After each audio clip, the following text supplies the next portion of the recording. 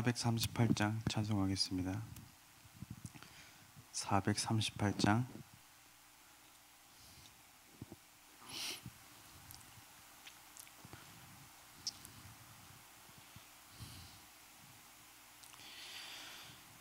내 영혼이 은총 입어 중한 죄짐 벗고 보니 슬픔 많은 이 세상도 천국으로 화하도다. 할렐루야 찬양하세. 내 모든 죄 사함 받고 주 예수와 동행하니 그 어디나 하늘나라. 주의 얼굴 뵙기 전에 멀리 뵈던 하늘나라. 내 맘속에 이루어지니 날로 날로 가깝도다. 할렐루야 찬양하세. 내 모든 죄 사함 받고 주 예수와 동행하니 그 어디나 하늘나라. 높은 산이 거친 들이 조막이나 궁궐이나 내 주 예수 모신 곳이 그 어디나 하늘나라. 할렐루야 찬양하세. 내 모든 죄 사함 받고 주 예수와 동행하니 그 어디나 하늘나라. 기도하겠습니다.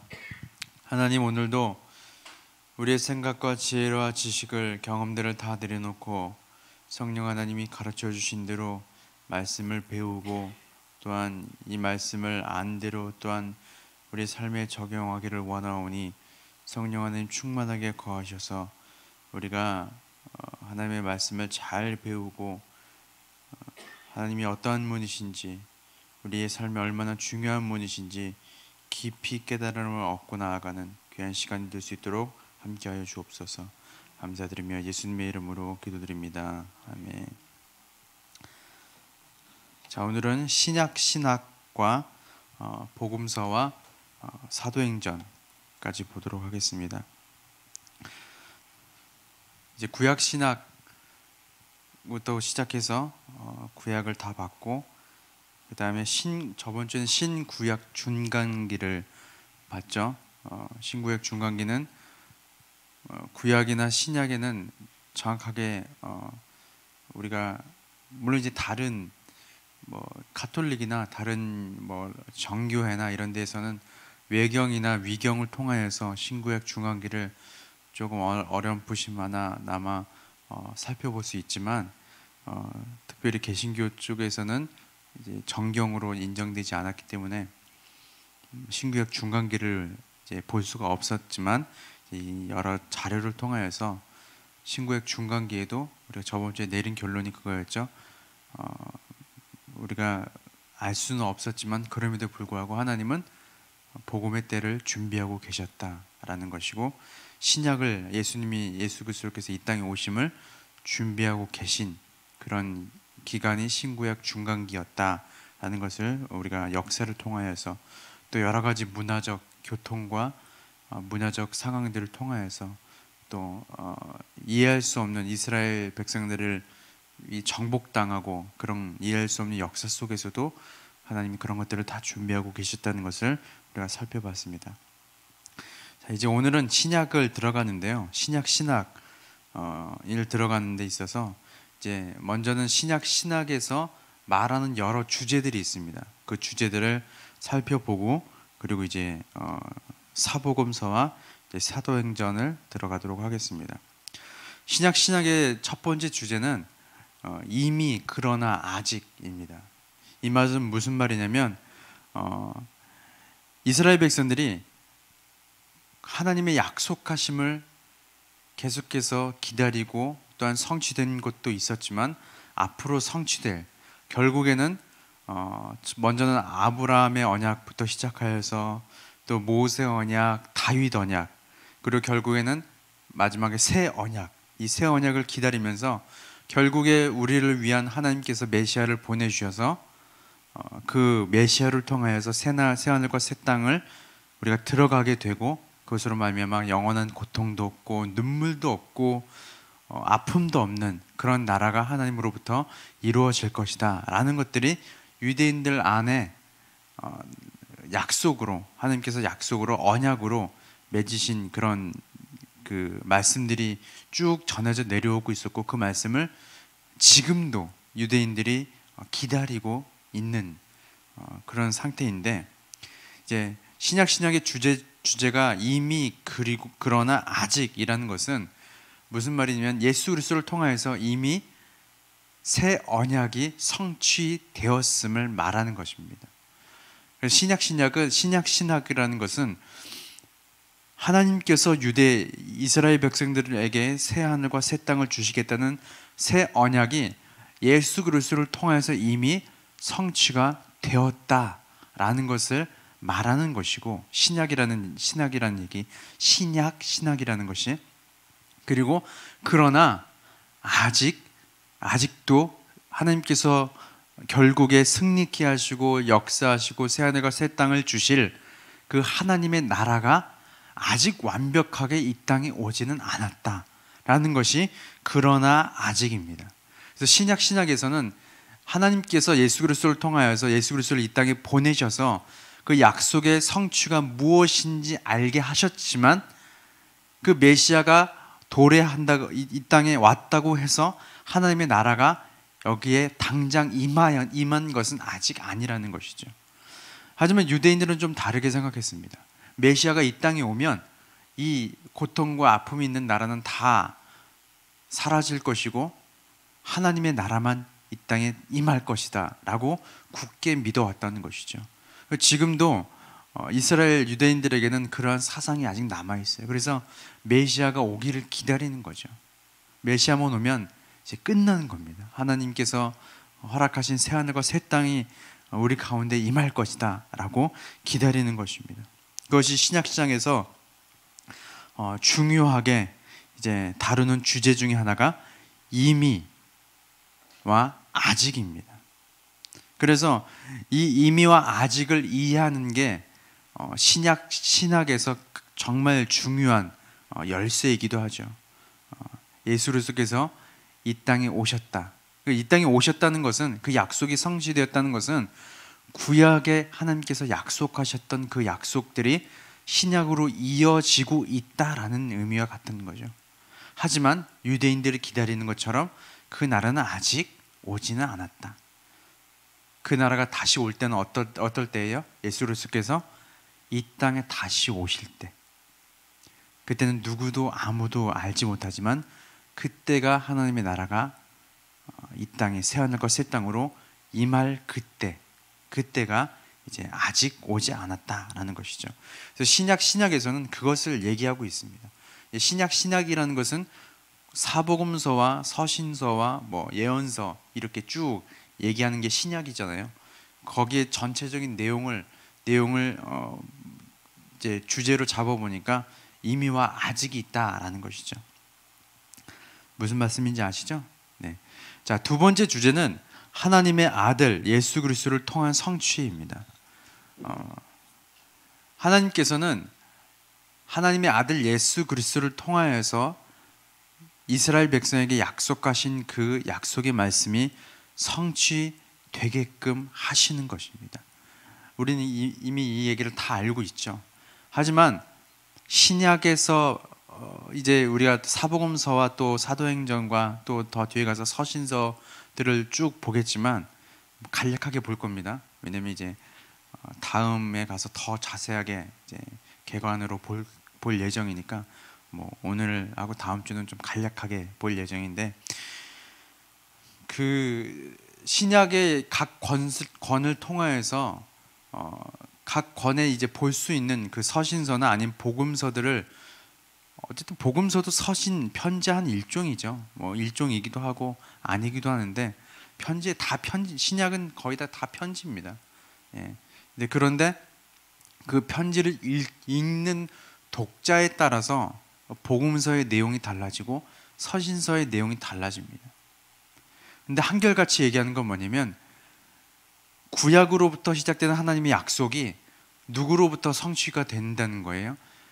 우리에게 지금 이 시대에, 지금 신약에서 말하는 그 시대에 살고 있는, 이미 그 시대에 오셨던 예수 그리스도로 말미암아 하나님께서 말씀하신 이스라엘 통하여서 온 열방이 구원을 받게 하고자 하는 하나님의 놀라운 계획이 예수 그리스도로 말미암아 성취가 된다고 신약에서는 말하고 있다는 것이죠. 그것이 신약의 중요한 또 주제입니다. 그렇다면 예수 그리스도는 도대체 누구신가라는 것도 신약에서 말하고 있는 거예요. 예수님은 누구시죠? 특별히 유대인들에게는 하나님의 말씀을 선포하시는 새롭고 더 나은 모세라고 얘기하고 있습니다. 왜냐하면 유대인은 모세보다 큰 선지자는 없다고 생각하거든요. 하지만 신약에서는 분명하게 말하기를 모세보다 더 큰 이라고 예수님을 말하고 있습니다. 그것이 예수님은 누구신가라는 것이죠. 이것은 특별히 이방인에게 말하는 것이 아니고 무엇보다 유대인들에게 얘기하는 거예요. 이 땅에 지금 임재하신 우리 예수 그리스도는 모세보다, 너희가 생각하는 가장 큰 선지자라고 얘기하는 모세보다 더 큰 선지자, 더 큰 하나님의 아들, 아니 하나님이신 그분이시다라고 얘기하는 것이죠. 그리고 두 번째는 새로운 여호수아시다라는 것들도 이제 얘기하고 있습니다. 그리고 하나님의 참된 지혜이시다. 그리고 종종 선지자로도 인식되기도 하죠, 신약에서. 그리고 때로는 예수님 자신이 뭐라고 말씀하시면, 나는 하나님과 동등된 그런 분이시라는 것들도 예수님이 말씀하시고 보여주시는 것이죠. 특별히 신약에서는 하나님의 약속을 실현하시는 메시아의 모습으로 예수님이 많이 나타나는 것을 보게 됩니다. 그리고 신약에서는 예수님의 위상에 대해서 얘기하고 있습니다. 그 위상이라는 것은 예수님의 권위가 얼만큼 있느냐라는 것이죠. 예수님 곧 말씀이셨고, 그리고 결국엔 심판하실 심판주이시고 영원히 다스릴 이제 그런 하나님이신 것에 대해서 신약에서는 얘기하고 있는 것이죠. 그리고 또 예수님은 죄를 속하시는 완전한 하나님이신 것에 대해서 궁극적으로, 결과적으로 얘기하고 있다는 것입니다.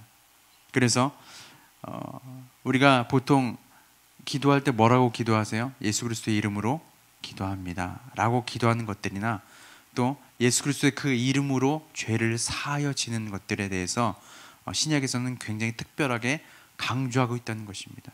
물론 구약에서 이런 말들이 있었어요.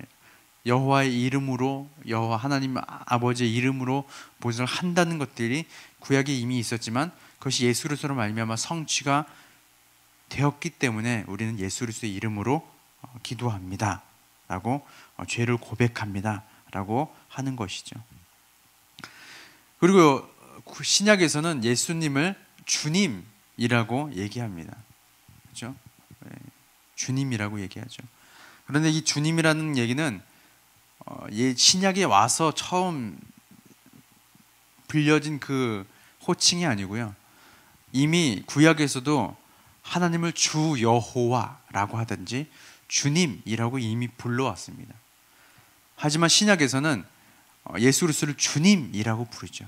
왜냐하면 이 땅에 인간의 사람의 모습으로 오신 하나님이시기 때문에 그것을 이제 메시아가 이 땅에 오셨다는 것을 증거하기 위해서 이제 주님이라는 칭호를 사용하게 된 것입니다. 그래서 신약에서는 그리스도 중심적이며 하나님께 초점을 맞추고 있는 것을 우리가 보게 됩니다. 특별히 결과적으로는 예수님께서 모든 사람의 죄를 사하시는 십자가의 모습으로 또한 부활하시는 모습으로 우리에게 산 소망을 주셔서 결국에 이미 예수 그리스도께서 오셨지만 아직 완전하게 하나님의 나라가 임하지 않는 그런 것들이 신약에 담겨 있는 것을 보게 됩니다. 그 중심에 누가 계신 거예요? 예수 그리스도께서 계신 것이죠. 그것이 신약의 두 번째 주제입니다. 세 번째는 성령의 약속입니다. 신약에서 특별히 얘기하고 있는 것들, 잘 얘기하고 있는 것은 성령 하나님의 약속입니다. 성령 하나님에 대한 언급이 특별히 많이 나오죠. 구약에서는 하나님의 영, 여호와의 영이 나오긴 하지만 특별히 많이 나오진 않습니다. 하지만 신약에서는 성령 하나님에 대한 역사와 사역이 굉장히 많이 나옵니다. 특별히 복음서는 이제 예수 그리스도의 사역이 많이 나와 있으니까 둘째치고 사도행전은 특히 성령 행전이라고 말할 정도로 성령 하나님의 사역들이, 성령 하나님의 인도하심이 보여지는 책 중에 하나인 것이죠. 그래서 신약에는 특별히 성령의 약속들이 많이 나옵니다. 그리스도의 사역과 밀접한 관련이 있는 것이 다 성령의 사역들이죠. 우리 성령 하나님에 대해서는 우리가 정 목사님이 저번 강의를 통해서도 들었고 이제 담임 목사님의 강의도 들었죠. 네. 그래서 여러 가지 속성들과 사역들이 있는데 그건 이제 성경을 보면서 알아두시면 좋을 것 같습니다. 이 시간엔 따로 다루진 않겠습니다. 하지만 이제 신약에서 볼 때 성령의 약속들은 이제 중요하게 봐야 될 것은 무엇이냐면 예수 그리스도께서 이 땅에 이제 계시다가 올라가시기 전에 이 보혜사 성령 하나님을 너희에게 보내주겠다고 약속하시잖아요. 그 말은 이제 우리의 영원히 우리가 함께 하시는 하나님에 대해서 예수님이 말씀하시는 겁니다. 그래서 우리 모든 예수 그리스도를 주라 시인하는 모든 사람에게는 성령 하나님이 계신 것이죠. 그렇죠? 어디 기도원 가가지고 찬양을 한 시간 동안 얼굴이 시뻘개지도록 했더니 성령님을 받았다. 막 성령 받으라 찬양을 했더니 성령을 받았다. 이래서 성령을 받는 게 아닙니다. 우리가 그냥 예수님 우리의 주인이십니다. 제가 참 죄인이었군요. 이제 제 죄를 깨닫고 예수님을 제 평생의 주인으로 모시겠습니다. 이런 고백이 있고 난 후에 이미 성령 하나님은 우리 가운데 계시는 거예요. 네. 그게 성령 하나님이 우리 가운데 오시는 겁니다. 그래서 그 신약에서 왜 성령의 약속이 중요하냐면 그렇게 오신 성령 하나님으로 말미암아 우리가 성령의 사람으로 이 세상을 살아가기 시작한다는 거예요. 그것이 사복음서뿐만 아니라 특별히 사도행전을 왜 성령 행전이라고 말하냐면 거기서 말하는 사도들과 및 제자들이 복음을 전하는 사람들이 성령의 인도하심에 따라 살아가기 시작하고요. 성령의 인도하심에 따라서 그들이 복음을 전하기 시작한다는 것이 그 안에 나타났기 때문에 성령 행전이라고 얘기하는 거예요. 마찬가지로 성령의 약속이 왜 우리 가운데 중요하고 또 신약에서 왜 중요하냐면 우리 지금 살고 있는 우리의 모든 삶에도 예수 그리스도를 우리가 주로 시인하였다면 우리의 모든 삶은 누구의 인도함을 받아야 되는 거예요? 성령 하나님의 인도함을 받아야 되는 것이죠. 결국에는 그리스도의 장성한 분량, 예수 그리스도를 닮아가는 그렇게 변화되어지는 각 사람의 모습이 되도록 성령 하나님 날마다 이끌어 가신다는 것입니다. 그것이 세 번째 주제였습니다. 자, 네 번째는 인간의 반응입니다. 신약의 중요한 주제 중에 이제 인간의 반응이 있는데 이 말은 무슨 말이냐면 하나님께서 우리에게 요구하시는 반응이 있는 거예요. 이것은 처음에 성경에 대해서 먼저 언급할 때 제가 말씀드렸죠. 우리 하나님께서 나는 너의 하나님이 될 것이고 너희는 내 백성이 되리라 라고 말씀을 드렸잖아요. 여기서 하나님이 사람에 대한, 하나님이 택하신 백성에 대한 기본적인 두 가지 의무입니다. 첫 번째 의무는 뭐라 그랬어요? 하나님께서 내가 너의 백성이 되겠다, 너의 하나님이 되겠다, 백성이 되겠다가 아니죠. 하나님이 되겠다. 그것이 하나님께서 하나님이 택하신 백성에게 할 의무입니다. 그렇다면 두 번째 하나님께서 말씀하신 것은 하나님이 택하신 백성이 사람에게 할 의무가 무엇이냐는 거예요. 너희는 내 백성이 되어라 라는 것입니다. 그것이 하나님께서 우리 가운데 요구하는 의무인 것이죠. 그리고 신약에서도 동일하게 나타납니다.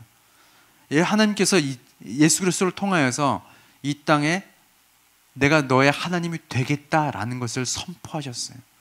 약속이 이루어지는 것을 하나님께서 이미 우리 가운데 보여주셨습니다.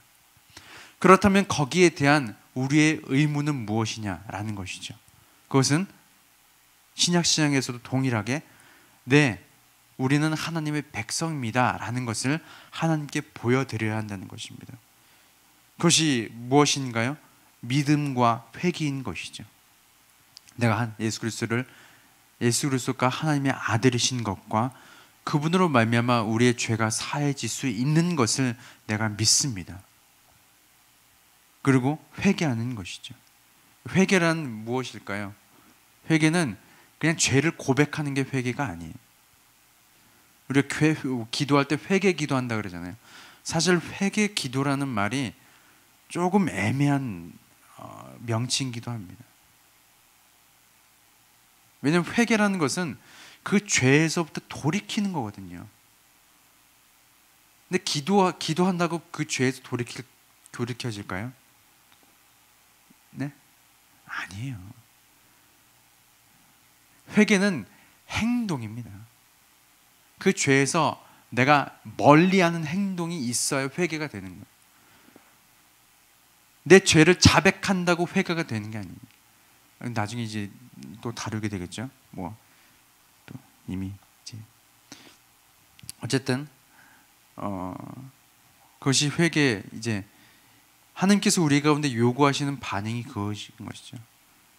예수를 통한 하나님에 대한 믿음과 그리고 우리 가운데 하나님과 멀어지게 하는 그 죄에 대한 회개, 돌이킴이 우리 가운데 있어야 한다는 것입니다. 그것에 대해서 신약에서 얘기하고 있는 것이죠. 세례 요한이 처음에 이제 복음서에 뭐라고 했죠? 회개하라, 천국이 가까웠느니라, 이렇게 얘기하는 것이죠. 그것이 신약 복음서뿐만 아니라 서신서와 요한계시록까지 하나님께서 인간에게 요구하시는 사람의 반응입니다. 우리가 하나님 앞에 회개하고 죄에서부터 멀어지고 돌이키고, 그래서 하나님과 가까이 하고, 이런 것들이 하나님께서 요구하시는, 신약에서 말하고 있는 큰 주제인 것이죠. 자, 다음에는 하나님의 백성에 관한 것입니다. 이것은 하나님의 나라를 이루어가는 것이죠. 첫 번째 주제와 같은 이제 쭉 연장선에 있는 맥락이긴 한데요. 하나님의 백성, 하나님은 하나님의 백성을 이제 이루어 가시는데, 구약 시대 때와는 좀 다르게 하나님의 백성을 이루어 가십니다. 어떻게 이루어 가시죠? 이전에는 유대인들, 이스라엘 백성들로 말미암아 하나님의 나라와 백성을 이루어 가고자 그렇게 유대인들이 착각했다면, 이제는 하나님께서 그 이스라엘 백성들을 통하여서, 유대인들을 통하여서 모든 이방인에게 하나님의 나라를 선포하시고 임하게 하실 것을 이제 말씀하시고, 그것을 이전에는 이스라엘 백성을 통하여서 하나님의 도구로 삼아왔지만, 이제는 하나님의 교회를, 하나님의 교회 말고 하나님의 교회를 참 좋은 이름은 다 이단들이 갖다 쓰는 것 같아요. 그렇죠? 원래 신천지라는 말도 되게 좋은 이름인데 새하늘과 새 땅이라는 뜻이잖아요, 그렇죠? 하나님의 교회도 참 좋은 이름인데 안, 땡, 홍 저기 거기가 갖다 써가지고 그렇죠? 참 그렇다고 또 함부로 쓸 수도 없고 어떤 사람들이 잠깐 채널을 돌려서 틀었는데 하나님 저기 가자들 교회에서 하나님 교회를 얘기해 막 이렇게 할 수도 있고 사람은 참 연약한 존재라서 어쨌든 이제 교회를 통하여서 하나님의 백성을 이제 선포하시는 것이죠. 그래서 이제 하나님의 백성인 하나님의 백성들의 모임인 이제 교회에 대해서 신약에서는 얘기하고 있다는 것입니다. 지금 신약의 주제를 지금 얘기하고 있죠. 그래서 특별히 신약에서 말하는 교회들이 물론 이제 예수 그리스도께서 이 땅에 계실 때에도 교회들이 형성되는 초기라고 어떤 학자들은 얘기하기도 하지만 구체적으로 얘기하는 초대교회는 이제 오순절 사건 이후로 성령 하나님께서 깊게 이제 역사하시는 그때 이후로 초대교회를 보는 관점들이 많이 있습니다. 그것이 신약에 나타나는 일들이죠. 그래서 서신서의 대부분의 수신자들은 대부분 교회들이었죠. 뭐 갈라디아 교회, 고린도 교회, 뭐 베드로 교회 이건 없어요. 그래서 베드로전서 하고 있죠. 베드로 교회는 아닙니다.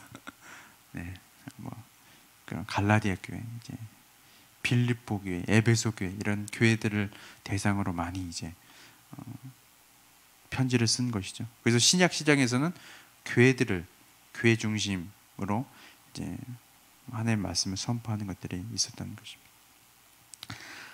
자, 이제 복음서와 사도행전 개론을 보겠습니다.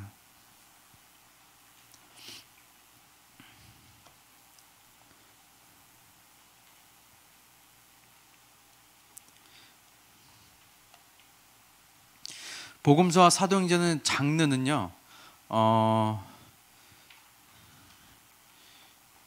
장르는 그냥 그 편지라고도 할 수도 있고 무엇을 설명하는 것이라고도 할 수 있고요. 특별히 누가복음과 사도행전은 누가 썼죠? 네? 누가가 썼습니다. 누가복음과 사도행전은 원래는 사도행전은 어떻게 보면 누가복음 2라고 할 수 있을 정도로 이제 같은 맥락 하에서 이제 쓰게 된 것이죠. 지금 이 시대의 교회들이 어떻게 생겨났고 또 어떻게 그 교회들이 어떤 모임의 형태를 하고 있고 또 어떤 신앙생활을 하고 있는지 그것을 대가볼로 각하에게 알려주기 위해서 누가복음과 사도행전을 쓴 것입니다, 사실은. 그래서 어떻게 보면 편지이기도 하고 어떻게 보기에는 무엇을 설명하는 설명서 같기도 하고 이제 그런 것들이 이제 복음서의 장르에 또 사도행전 장르에 들어가는 것이죠. 그래서 어쨌든 그 복음서와 사도행전은 복음서는 뭘 이제 얘기하는 거예요? 예수 그리스도를 얘기하는 게 복음서예요. 이미 고대 세계에서는 뭐 여기 내용에 보면 비오스라고 불리던 복음서와 유사한 장르가 있었대요. 이게 뭐냐면 어떤 한 특정 인물이 그 인물이 어떠한 사역과 어떠한 역사를 가지고 있었는지 그것을 기록해 놓은 거거든요. 그것과 비슷하게 이제 복음서를 썼다 이렇게 지금 이 학자는 얘기하고 있는데 어쨌든 복음서는 누구에 대해서 얘기하고 있는 거죠? 예수 그리스도에 대해서 얘기하고 예수 그리스도의 사역에 대해서 얘기하고 그리고 예수 그리스도의 그 사역과 그 이 땅에 오심과 십자가의 달리심과 부활하심의 그 모든 일들이 어디로부터 연결되는 거예요? 다 구약에서부터 하나님의 약속에 대해서부터 쭉 연결되어진 것에 대해서 복음서에서 얘기하고 있다는 것입니다. 그리고 그것으로부터 교회가 생겨나고 그 교회가 하나님 성령 하나님의 역사로 말미암아 복음이 전파되어지고 또 하나님이 유대인뿐만 아니라 이방인에게도 온 열방을 향하여서 복음이 확산되어지는 것들이 일어나는 것들이 이제 사도행전이라는 것이죠. 그것에 대해서 쭉 얘기하고 있다는 것입니다. 자, 그런데 복음서들은 이제 복음서의 관점이 달라요. 이제 공간 복음이라고 얘기할 때는 발음이 잘 안 되네. 공관 복음서라고 들어보셨죠? 공관 죄송합니다. 공관 복음서. 공관 복음서는 공통된 관점을 보는 이제 복음서거든요. 공간 복음서라는 것은 공통된 관점이 있어요. 마태, 마가, 누가복음은 공통된 관점을 봅니다. 어떤 관점이냐면 아래로부터의 관점이에요. 그러니까 예수 그리스도께서 이 땅에 태어나시고 이 땅에서 어떻게 약속과 구원을 가져다 주시는 분이신 것에 대해서 하나하나씩 증명해 나가는 방식으로 마태복음과 누가복음과 마가복음은 구성되어 있습니다. 그래서 공관복음이라고 얘기합니다. 공통된 관점에서. 그런데 요한복음은 어떤 관점이냐면 먼저 요한복음의 1장 1절이 뭐예요? 태초에 말씀이 계시니라. 이 말씀이 쭉 나오죠. 그러니까 요한복음은 하늘로부터의 관점이에요. 예수님이 먼저 하나님의 아들이신 것에 대해서 선포합니다. 예수님은 이 땅에 빛으로 오셨습니다 라고 요한복음 1장에 먼저 선포합니다. 그리고 이 빛을 어리석은 자들은 못 보고 또 이 빛을 보는 사람들이 있고 또 증언하는 세례 요한도 있습니다. 이렇게 얘기하는 것이 이제 요한복음의 구성이에요. 그래서 보는 관점이 다르죠. 복음서 같은 복음서인데도 이제 그것에 대해서 이제 얘기하고 있는 것입니다. 사도행전은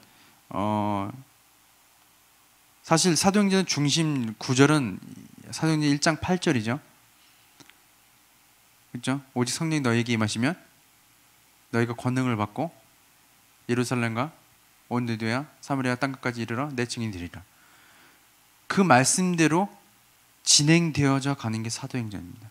연대기 순으로 돼 있죠. 먼저 예루살렘과 온 유대와 사마리아 땅끝까지 복음이 전해지는 그 순서에 따라서 작성되어지게 됩니다. 그 사도행전이 보는 관점이죠. 자, 마태복음. 오늘은 그냥 기본적인 거. 개관을 하려면요, 뭐 기본 한 30-40분씩은 잡아야 되니까 그냥 중요한 것만 할게요. 나중에 개관은 또 하고.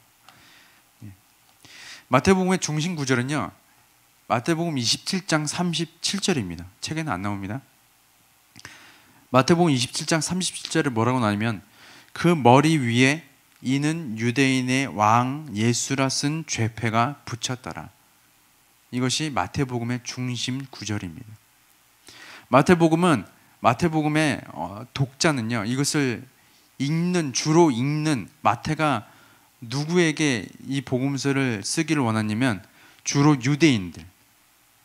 어떤 유대인들이냐면 로마에 살고 있거나 각처에 헬라 지방에 살고 있는 유대인들, 아니면 뭐 이스라엘에 살고 있는 유대인들이겠죠. 근데 특별히 왜 그렇게 추측을 하냐면 이 마태복음은 헬라어로 기록이 되었거든요. 그래서 내용은 분명히 유대인들을 대상으로 쓴 것인데 헬라어로 기록이 되어 있어요. 그래서 어쩌면 로마에 살고 있는, 아니면 타 지역에 살고 있는 유대인 그리스도인들을 대상으로 쓰여졌을 것이다 라고 이제 학자들이 얘기하는 것이죠.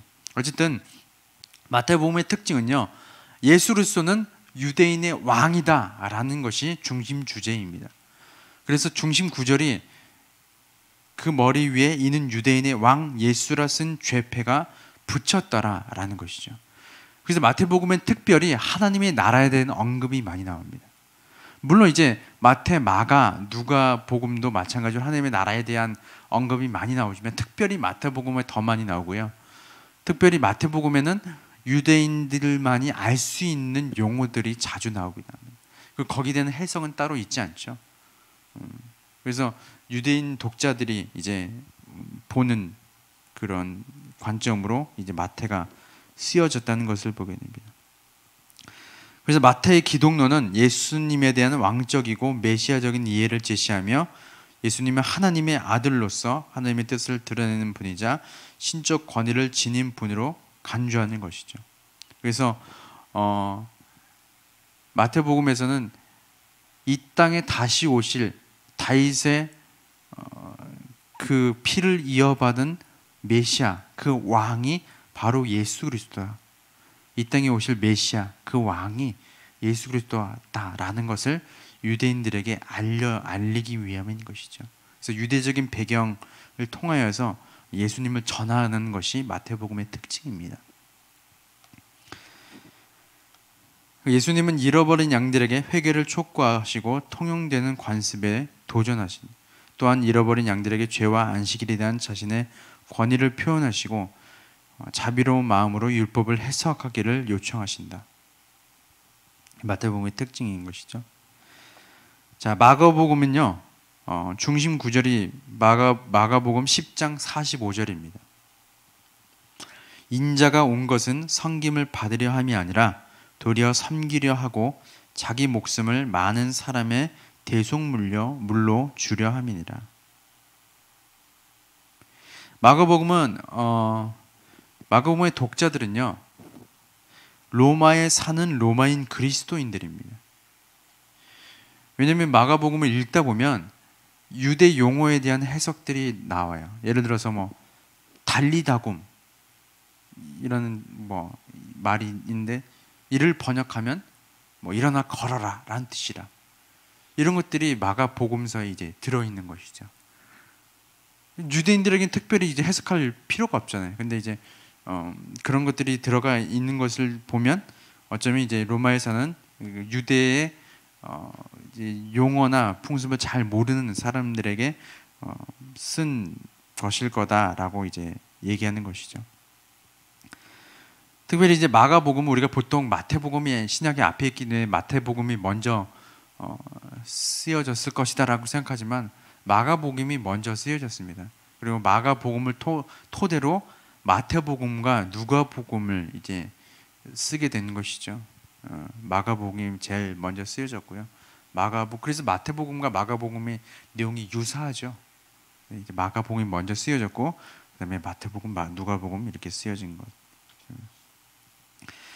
이 마가복음은 특별히 이제 섬기시는 예수님에 대해서 자주 얘기합니다.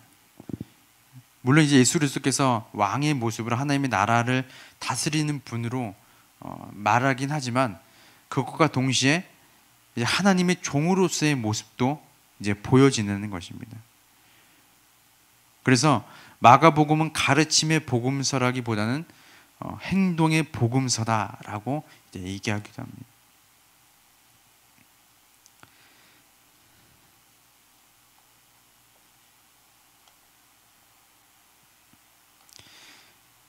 자, 누가복음 보겠습니다. 나머지는 읽어보세요. 인터넷으로 보시는 분들은 저를 찾아오시면 제가 드리겠습니다. 자, 누가복음의 중심 구절은 누가복음 19장 10절입니다. 인자가 온 것은 잃어버린 자를 찾아 구원하려 함이라 라는 것입니다. 인자가 온 것은 잃어버린 자를 찾아 구원하려 하심이라. 누가복음의 특별히 누가복음은 이제 독자가 데오빌로 가까이인 것이죠. 이제 어떤 학자들은 데오빌로라는 뜻이 하나님을 사랑하는 자라는 뜻이 있거든요.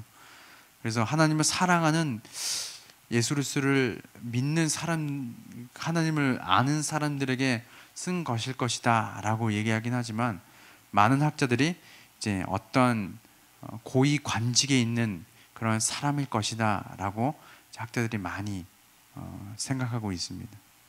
그래서 어찌됐든 누가복음을 읽는 사람은 이방인이죠. 그래서 이방인이고, 아까도 말씀드렸다시피 누가복음의 특징은 누가복음은요, 사도행전과 연결되는 복음서이기 때문에 누가복음과 사도행전을 같이 연결해서 보는 게 참 좋은 것 같습니다. 이제 사도행전에 지금 로마나 그때 당시를 얘기하는 거죠.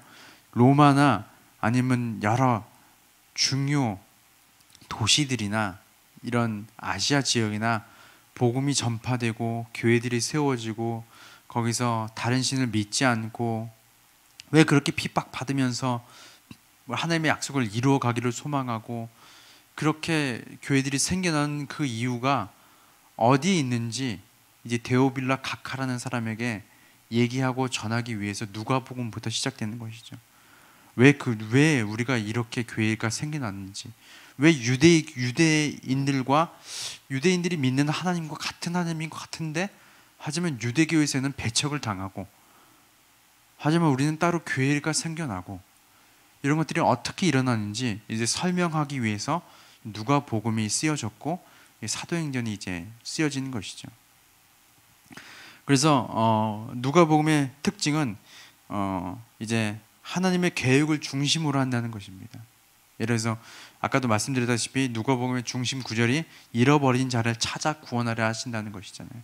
그래서 누가복음의 특징은요, 주의 주들은 하나님의 계획을 중심으로 하는데 어떤 계획이냐면 어떤 사건들, 뭐 가난한 자, 억눌린 자, 사탄에 강한 손아귀에 붙잡힌 자들, 이런 사람들을 구원하시려는 하나님의 계획이 다 있습니다. 그리고 그 계획을 예수 그리스도로 말미암아 성취하시고 계십니다라는 것을 이제 말씀하신다는 것이죠.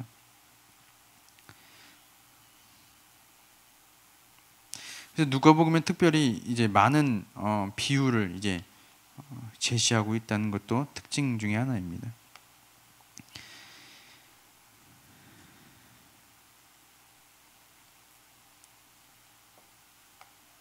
자, 요한복음을 보겠습니다. 요한복음의 중심 구절은 우리가 다들 아시다시피 요한복음 3장 16절이고요. 하나님이 세상을 이처럼 사랑하사 독생자를 주셨으니 이는 그를 믿는 자마다 멸망하지 않고 영생을 얻게 하려 하심이라. 특별히 요한복음에는 하나님의 나라에 대한 언급이 나오지 않습니다. 다른 복음서에는 마가복음과 마태복음과 누가복음에는 하나님의 나라에 대한 언급이 나오기 시작하고요. 그리고 하나님께서 결국에 새하늘과 새 땅을 창조하시고 이런 것들이 복음서마다 나오기 시작하는데, 요한복음은 하나님의 나라에 대해서 직접적인 언급은 없지만 다른 단어로 하나님의 나라에 대해서 얘기합니다. 그것이 바로 영생입니다. 그래서 하나님이 세상을 사랑하셔서 독생자를 주셨고 그 독생자를 믿음으로 말미암아 우리 가운데 영생을 얻게 하려 하시는 것이죠. 그리고 영생은 요한복음 17장에 보면 17장 3절인가요? 거기에 보면 영생은 하나님을 아는 것이다고 얘기하고 있습니다. 그 하나님의 나라를 이제 얘기하는 것이죠. 요한복음 17장 3절이 맞죠? 따라서 아버지와 아버지가 보내신 예수 그리스도를 아는 것이 곧 영생이다 라고 이제 요한은 말하고 있는 것이죠. 이것을 다른 복음서에서 하나님의 나라에 대해서 얘기하는 것을 요한은 영생으로 표현하고 있다는 것입니다. 요한복음에 7표적이 나오는데요. 7가지 표적, 뭐 다른 복음서에도 다 표적이 나오죠. 근데 요한복음에 7가지 표적을 통하여서 요한이 이제 말하고자 하는 요점들이 있죠.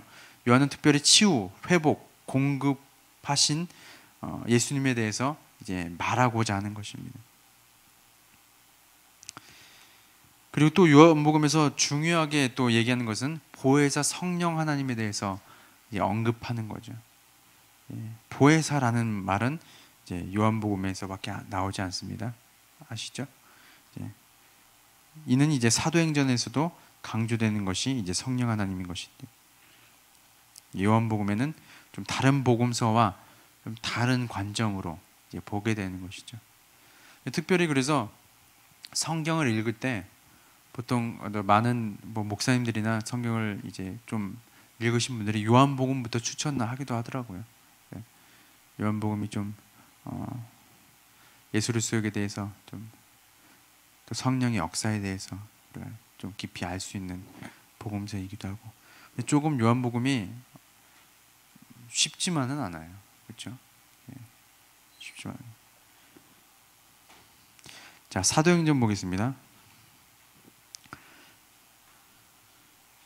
사도행전은 새 공동체가 옛 약속의 뿌리를 두고 있음을 가르쳐주고, 또 이 사실을 가르치는 방식은 하나님이 어떻게 이방인이 새 공동체 속에 포함되도록 인도하시고 그 메시지를 예루살렘에서 로마로 전달하게 하시는지를 진술하는 것입니다. 사도행전도 마찬가지로 데오빌로 각하에게 쓴 이제 뭐 편지라고도 볼 수 있는 그런 것인데, 어떻게 예수 그리스도로 말미암은 그 하나님의 약속, 그 계획이 어떻게 이루어져 갔고 어떻게 로마까지 왔는지, 그 복음이 어떻게 됐는지, 그리고 지금 우리 눈으로 보고 있는 이 성령의 역사, 하나님의 인도하심이 어떻게 우리 눈 앞에 있는지에 대해서 이제 그 각하에게 진술하는 것이 사도행전의 모습이죠.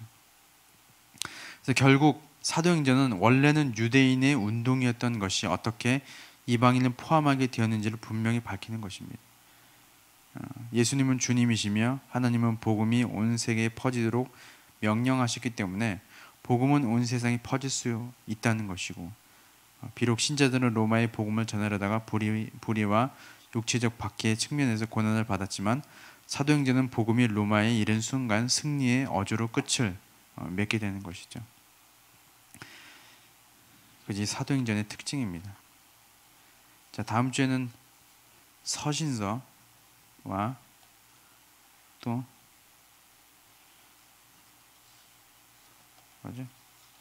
요한계시록 이렇게 보도록 하겠습니다. 요한계시록도 조금 뭐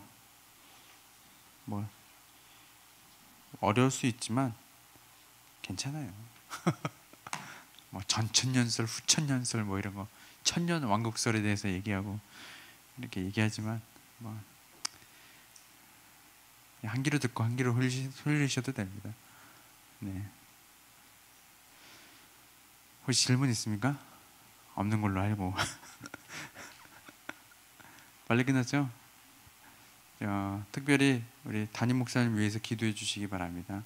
요새 몸이 많이 안 좋으셔서 힘들어 하시는데 위해서 기도해 주시고 또 기도해 주세요.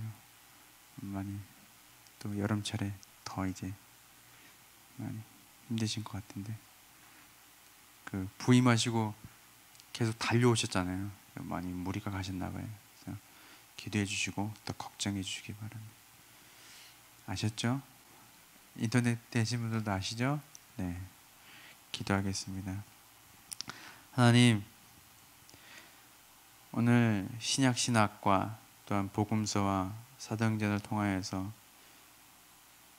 구약에서부터 약속하신 하나님의 그 약속들이 어떻게 예수 그리스도로 말미암아 성취되었고 오늘날 우리에게, 우리 교회에 어떻게 이루어 가는지에 대해서, 이미 예수 그리스도께서 오셨지만 아직, 이미 우리는 종말의 때를 살고 있지만 아직 새하늘과 새 땅과 하나님의 나라가 임하지 않은 것에 대해서 우리가 보게 되었고, 그래서 더욱더 예수 그리스도를 잘 섬기며 잘 믿고 우리가 준비하는 처녀들처럼 그렇게 준비하는 우리 모든 하나님의 자녀들이 될 수 있도록 오랫동안 배웠는데, 이것이 그냥 지혜와 지식으로 끝나지 않게 해주시고 우리의 결단으로 또한 날마다 우리의 삶 가운데 적용되게 하여 주셔서 다시 오실 예수 그리스도를 바라보며 나아가는 우리 모두가 될 수 있도록 함께하여 주옵소서.